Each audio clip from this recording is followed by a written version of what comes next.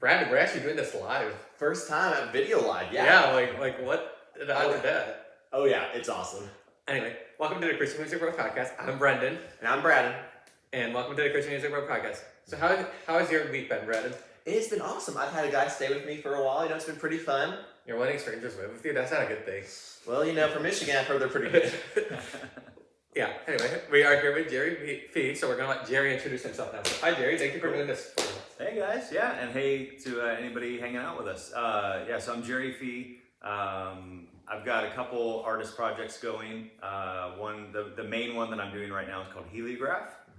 And then last year, I kind of felt God lead me into something new, at least for last year. I don't know if it's going to continue at all, but it was called the Gung Ho. And so both are very different styles of music, kind of tools for different purposes is really what God was showing me. Yeah, just like this one works here, this one works here. So that's what I get to do. That's very cool. What inspired you to start these different projects? Yeah, so Heliograph actually came, God had called my family to move here to the Tennessee area in 2017. And at that point, I literally had just laid down all my ambitions and dreams of music. So again, it's interesting of God, right? Where I showed up going, I'm not here to pursue anything. You told us to move here and I don't know why, so I'm just gonna drop it all. And over that time of about a year and a half of being here, really just seeking God, what do you have for me next? I don't care what it's in. He gave me a vision for something, to do something different musically where it's much more serving people. Really serving back to the reason when he called me to write music at a very young age, writing music to people outside the church walls. And so he was calling me back to that. And so the name Heliograph actually came because one of the challenges I know that he gave me was take your name off this. It's not about you. Nothing about who you are is going to be identifiable. It doesn't matter to the people you're going to. Take your name off. And I was like, okay, so yes, sir. Right? When God speaks like that, you're like, absolutely. And so I was praying about names and seeking names and just kind of as you do, as an artist, you're making up things and looking through things. And then I got I wanted to mean something. And so, I kept praying, God, just lead me to something that makes sense for whatever you have me going into, because I don't know what it looks like. Back then, I didn't know what it was going to be. And I came upon this name, Heliograph, and I'd never heard the word before. And I knew the root of a helio was about sun, And but I found out that this thing called Heliograph is a tool that still gets used today, but it's a reflection tool to communicate a message. So it's actually something that reflects sunlight to communicate a message. And when that sat with me for a second about what it is, it's well, what am I about? Right? I'm here to reflect the light of my Creator to communicate a message. And so then obviously I went into round 2 of, okay, does anybody have this name? Because one of the hardest things in creating a band persona or a band name these days is everything feels taken. So I immediately went searching for it. I couldn't find anybody using that name, which was shocking to me because I'm like, what? Come on, dude. It's not even I know I hadn't heard of the word, but it's not something I made up. It was an actual word, a term, So yeah, so that's what it's about. And so for me, it's constantly, even when I'm writing in that vein of that reinforcement of it's not about me making a name for myself. This is about reflecting the light of the one that I know to communicate a message, especially to people who may not know him the way I do or at all. That's right. Yeah. Brad, you have anything you want to say? Yeah, on the same topic of that, you got a new album coming out later this year. You released several singles from it already. So what's the heart behind this album coming out? Yeah. So by December, there's going to be 13 full songs, but a full-length album with 13 songs. So every 6 weeks until then, there's a new song that will be released. Nice. So it officially started actually last year with a couple small EPs where a couple of those singles are going to actually be on this new one. Okay. There was a song released in the fall, and this was all before I had a plan, right? You just I'm just putting out a song. And then inevitably when I got home, so this thing I'll get to share with you guys that I'm a part of called the Extreme Tour, tour all around the US, went overseas for my second year in a row, just trying to unpack the conversations I have with people, right? Because we intentionally go to people who don't know Jesus the way we do, right? At least that's the assumption. We start there, Mhm, right? mhm. And so I keep having to come back to the drawing board every time I'm thinking of writing a song, going, how do I explain this walk I've had my whole life, honestly, right? How do I explain this to someone without seeming confrontational or condemning, right? Mhm. But still say it in a really honest way to somebody that they can understand. And so I just really thought of a lot of, like, the tensions I see all the time are suicide, people feeling lonely, people feeling hopeless, confusion. I mean, dude, you guys have to know this, right? Not to get anything deep, but like, people are really confused, man. In every way Yeah. possible, confusion is rampant. Mm-hmm. And so, you know, I'm like, okay, well, I've walked with a God who, he is not about chaos and confusion. Mhm. So without condemning you, I understand why you're confused. If you have not surrendered your identity to him, it's no wonder you, like, anything would make sense. So I'm not here to, like, Right. laugh at you or condemn you in any way, but to go, man, can I share with you though, like, the way through this confusion, you know? And so that's what we're really, those conversations is what inspired this new project. Where there's Mhm. you know, the first two songs off this that are like in the album form. Now, you know, once there was a plan and like, hey, I'm starting to notice a theme and a flow. The first two songs are You For Real and The Real Thing, right? Wasn't planned at all. And it's interesting because in the song, which will be the next one to come out, I flipped the order on them, but the next one to come out is called The Real Thing. And it's literally just me saying, if there is a God, if there is a right way, if there is life, I want the real thing. Like, I don't want someone else's interpretation of him. I don't want someone else's interpretation of Jesus. I want the real thing, man. I want, like, whatever that, no matter how uncomfortable that makes me, I want him, Mhm. right? And so, like, that's me first before I can expect that of anyone else that I meet, right? I just, like, this world says a whole lot of things about Jesus. Jesus, I mean, ask his own disciples, what do you say of me, right? So it's a massive, important question. And so the song that leads up to that one that just came out on the 26th of January is called Are You For Real? And it's funny, again, you just see what kind of the theme God's putting in the things he's putting out through you, right? Since I was, like, in first grade, I remember sitting on the sidewalk with my best friends that lived across the street from me that didn't grow up in a family that showed them Jesus, right? And so I was just kind of like, man, you don't know? Oh my word! Like, he like, in first grade, I was like, he's real, he's active. I've seen the reality of Jesus work in my own life. I'm 6, 7, right? And I just wanted them to know. And so I noticed this thread of, like, I remember doing that with friends in grade school. I remember in high school sitting, like, doing theater, sitting behind the stage where I wasn't even trying to talk about God. People would just start asking me questions because they would notice, like, something about me that was not normal, right? And not what everyone, Exactly. right? And they would just ask. And it would lead to these, like, we can talk all day, and we would talk, and, you know, why I believe this based on what I've experienced or what I know. But then it would always lead to, dude, we can talk all day long about this. And we can. I'm happy to talk with you all day long. But you know what? Like, none of it matters if you're not willing to ask him yourself if he's real. Mhm. Like, you need to start there, because, like, what I know of the God I know is, like, he tells us if you seek him with your whole heart, if you really want to know if he exists at all, he will reveal himself to you. He will. And I've had so many experiences where friends were willing to take that risk, right? And they would come back to me going, dude, we need to talk.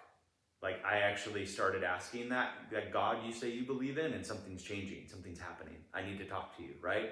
Yeah. And so when we go out as a part of this thing called the Extreme Tour, again, it's really beautiful how God's, like, woven this thing into my life where that's been the thing that is always we can talk all day long, but you need to ask yourself. That's part of the foundation when we do our events, that we dare people, right?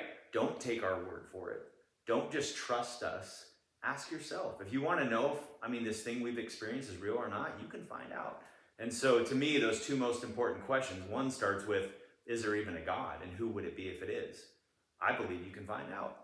And then, if that God is the one who brought us the Son of God, right? Who points the only way to our Heavenly Father, is Jesus, right? then I want the real thing. I don't want this world's interpretation, all the different variations of all the generations said, well, Jesus is this. Well, we think Jesus is that. Well, Jesus is really, right? Like, none of that's going to help me. I need to know him. I need to know him. And so that's where these came about. And so with that, like all of that lens has formed, like they said, back to these conversations I have with people out on the streets all the time. People who have been through stuff I've never been through,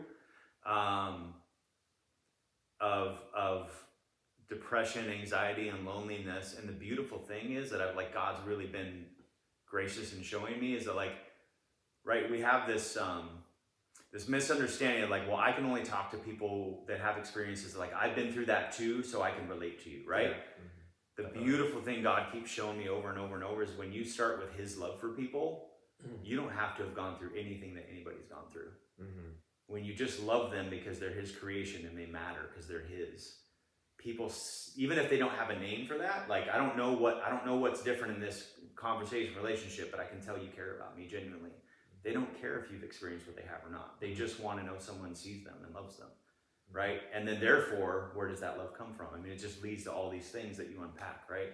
And so for me, it was that, okay, so all these songs, there's a song called Don't Have To, where it's talking about, again, all the struggles and confusion in this world. You don't have to go through these things. You don't have to make this decision to put that knife to your wrist. You don't have to take that next hit. You don't have to go back to that relationship that's really abusive. Yeah. But all that starts with, is he real? Right? And if you come to a relationship with the real thing, all that's going to inform all these, the way he wants to give us life, right? And so that's what I'm trying to do, is to walk out those conversations in different songs. So all of these, have different facets of those conversations of me just sharing with you the walk I've had with Jesus. And yeah, and again, it's been really good and challenging for me. You guys probably know this, hearing this stuff. I am a Christian. Technically, yes, it is Christian music, but it's not really Christian music for Christians. It's kind of like the Jesus movement stuff, right? Where it's evangelistic, right? I want to tell the world about my Jesus, so I have to frame it differently. I have to be able to say it in a way that they can hear, but it's still, I'm also not shying away from anything. You know what I mean? I'm not going to shy away from anything, but I just have to rethink of what are they going to be able to hear, and God speak through that. So it's beautiful. Yeah. I love all that. That's amazing. Agreed. And you brought up this Extreme Tour. Can you tell the people that are listening / watching a little bit about this Extreme Tour? Yeah. So again, just the way God works, because all this goes back to the day that I knew God kind of tapped me on the shoulder and started asking me to write songs when I was not a songwriter, was because he used me to communicate something to someone who didn't know him, and I watched it have an impact on them, right? And so this thing called the Extreme Tour that I get to be a part of now, when God had called my family to move to Tennessee, I didn't know that it was based out of here. I had no idea. And so through a series of letting God lead the way, he led me to this thing where he gave me a vision. This is what's wild, you guys. This would take way more time to unpack. But he literally, when I asked him, why did you bring me here? And I was desperate. It was hard. Us moving here was not easy. It was actually harder than when we left, right? And so I got desperate, and I was like, I just want to know why you brought me here. It could be for anything. I don't care what it is. I just want to know. And with my eyes shut, I literally watched myself standing in a park with a whole bunch of other artists and a community of all kinds of people from all kinds of backgrounds. And we were out there just loving people, just sharing Jesus, sharing the hope of Jesus, in a different way, but it was very obvious to me. I had this sense of this isn't just a concert. We're hanging out with people, spending time with people on the fringes, homeless people that are having a hard time, right? Whatever. And we're just spending time with them. And I watched myself almost like when you've had a dream, and it may have been 20 seconds, but it felt like you were there all day. You guys ever, you have those moments? Yeah. So I kind of, came to from this, closing my eyes and praying in this vision. It felt like I was at a full event. And I was I opened my eyes. I'm like, Lord, what was that? Am I just reliving something I was a part of years ago, or something I forgot? And from that point on, that literally shifted my perspective. I very much understood that this was something he was calling me into. And I thought that he hadn't shared this with anyone else, so I thought I was supposed to start it. So I started in 2019, I started doing events under my own nonprofit thing, doing that very thing. And then it all came to a halt. Like everything I tried to do, it like screeched and stopped dead. And I was like, okay, Lord, I'm very confused. I thought I heard from you. Maybe I was wrong. Maybe I mismanaged it. And maybe I don't know. I was very confused, right? And hurt. Because I'm just like, I don't know what to do. So like on my face before him for a couple months of just going, Lord, what happened? Right? Like, did I misunderstand? Was that not from you? Whatever. I just need to know. He led me to a friendship where I went to this conference and met people who, the day that I had gone, they were sharing about this thing called the Extreme Tour. So they pull up a video, start showing a video, and I'm sitting back there. I was pretty broken, honestly. Like I showed up there pretty messed up. Like I was probably more depressed than I realized I was, just because I was like, God, I don't know what's, I don't know what happened. It just, kind of sucked, man. And they're playing this video of these events they do, and they're describing where they go and why they do it. And I was like, wait, like that's not even close to, that literally sounds like the thing that God had just shown me a couple years ago. So I was just like dumbfounded. And then I heard the Lord speak to me and say, go humble yourself and ask them out to lunch. And I don't know about you guys, but I've never told myself to humble myself. Like that voice has never come into my head. So I knew that was from him, and I've been seeking him, going, what do you have for me? What's going on? And the long story short, because again, to unpack it would be amazing, bragging on him. The way he led me to that conversation with them is when on my drive home from that meeting with them, because we did have lunch together, they explained more about like what this really is. And it is going to the broken places, like going to communities. When we go to communities, most of the people we show up to literally look at us and go, why are you here? I don't care where we go. We're in England, we're in Ireland, we're in any area of the United States. People literally look at us and go, why are you here? Because they have this sense of, we're the forgotten ones. We're not the cool people. Why would you show up here? They literally tell us that all the time.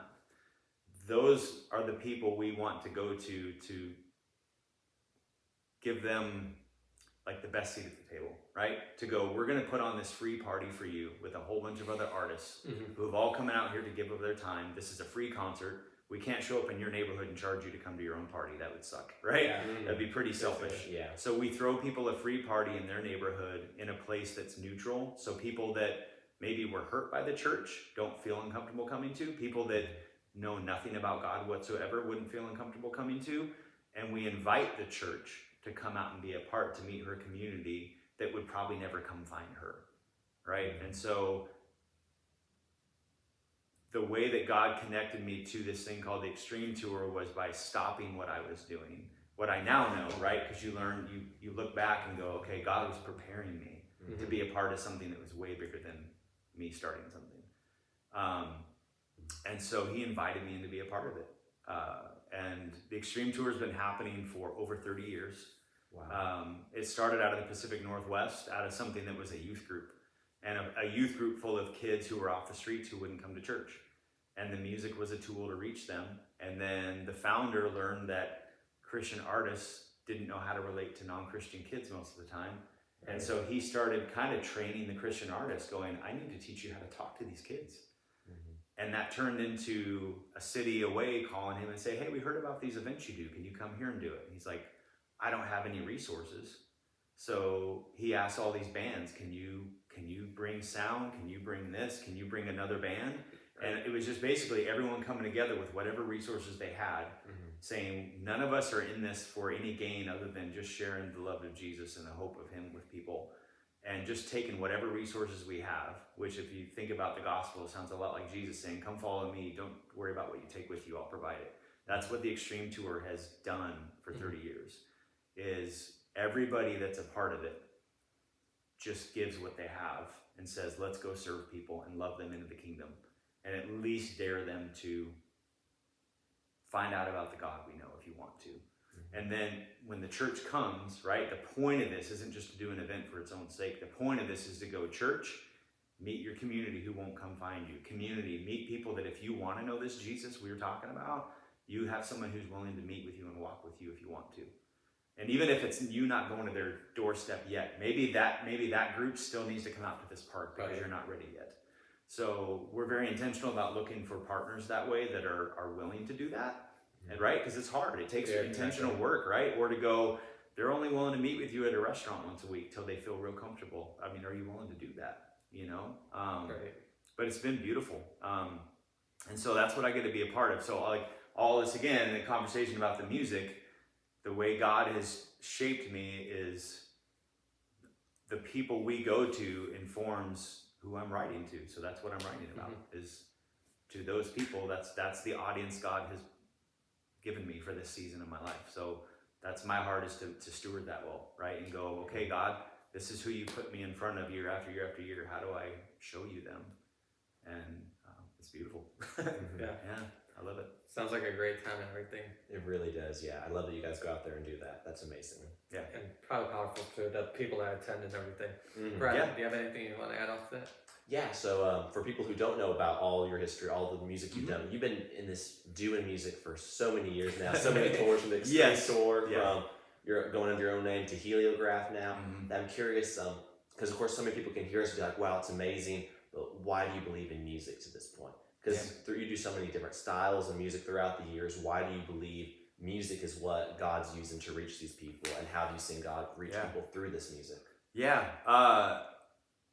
I mean, for me, I believe that, and I think I know the heart of your question, I don't believe the music is anything more than a tool. And I've had God ask me to stop using it as much as he's asked me to use it. So I definitely know that without him involved and him making a way, that it doesn't matter anyways. But the reason that I don't really care at this point with how long I've done this, what form it takes on, is because in the last few years specifically, he definitely showed me this one concept. This is a tool. Certain tools work for certain jobs in certain places, and other ones don't work. So for the thing I've told you to do, that I've invited you to be a part of, this is the tool I want you to use. And so, because I've been willing to lay down whatever I thought it might be, right? Definitely. I think I've seen him use it more than and again, this is what's so wild, right? Like when I was pursuing it in all the other versions, I started from what I thought was pure and doing what he asked me to do, right? But what I didn't realize till a lot of perspective and a lot of internal frustration was I was pursuing a call that he gave someone else. Because I thought that was the way. Does that make sense? Where it's like, well, I saw them do this, I guess that's what I should do. Right. And then I kept getting all this internal like struggle and frustration. But this is not fulfilling at all. And I'm not seeing God use the music.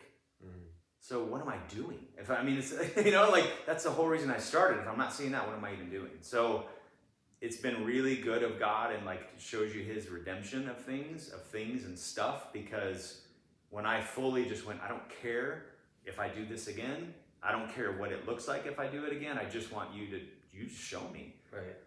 To let him use that has been way more beautiful and fulfilling. And I get to see him actually impacting through him inviting me to still do this, still write songs, still go out and speak to people and spend time with people. And so I'm thankful for that, man. It's way better than when I was trying to forge it, like I said, doing what other people did. Yeah. Exactly, yeah. That's amazing. Yeah. We just have a few extra minutes. We'd like to give our guests the floor to speak about anything you want to speak. So Cool. Here we go. All right. If you have anything you want to add, you can feel free to add. Cool. All right, we're going to talk about LeBron James. No, I'm just kidding. I don't know. That's literally the first thing that popped in my head, and I'm not even a basketball fan. So, well, man, I would just say, so, the things I'm a part of, man, like, obviously, I'd love to have you guys listen to music if you want to. Heliograph, it's on, like, all the platforms. Again, it's a tool, right? It's a tool for me. So I'm not even trying to grow the thing for its own benefit. But obviously I do believe, God's allowed me to do this, and I think the music can speak to people. So if you guys want to check that out, it's like everywhere you can find music, it's there. It's the only artist name called Heliograph, so it's not hard to find. And then this thing called the Extreme Tour, like I'd love to speak to the artists like that might be listening to this, because like I was telling you guys about, like, again, you know, Right. I'm not here just to promote the thing I'm doing. Like I'm more excited to be about this thing I'm a part of that's way bigger than me. That's like this massive team of people and volunteers that come together. Is like for those artists, like I was telling you guys when we were hanging out, is some artists are cut and called to be in the music industry, and that's great, and that's what God has for them. But Right. there are tens of thousands of artists who know that God has put something inside of them to be used, and they can't seem to figure out where. So I would encourage you to like send me an email. Like if this thing called the Extreme Tour that we talk about, where we go and serve people, has any, like if anything resonates with you in that, send me an email and I'll tell you what the email is. But like send me the email and like let's look at it together and consider it together. Because whether you serve with us or maybe just ask the question like I've had to do of God, what is it you have for me to do? Right? That's what I would encourage any other artists to listen to this to do. Mm-hmm. So so if you guys want to email me, the letter XT, so like Extreme Tour, like XT. Yeah. So XT Jerry, JERRY .F. So I'm gonna do it one more time. So xtjerry.f @gmail.com. And if you guys are just like, hey, saw the podcast, want to know about this Extreme Tour, hit me up. I'll send you guys all the info. And it's all just, you know, nothing's guaranteed, nothing's in writing. It's just like, here's, find out more about what we do, and like if you want to walk out the journey, let's talk. You know, because I've seen it year after year after year be really eye-opening and lead people into a new form of ministry with their gift that they never imagined, because it put them on a path that they just didn't know God had for them. And everyone listening, we'll drop that email in the or description, not the comments. But Yeah, so yeah. much easier. Yeah. Well, Brad, that was interesting to do this live for the first time ever. Awesome, yeah. And thank you, Jerry, for Yeah, being our thank first you. one joining Yeah, us. the This guinea was pig. amazing. Yeah. Awesome. Oh, yeah. Awesome. And thank you for everyone tuning in. We'll see you next time on the Christian Music Bros podcast. Check it out.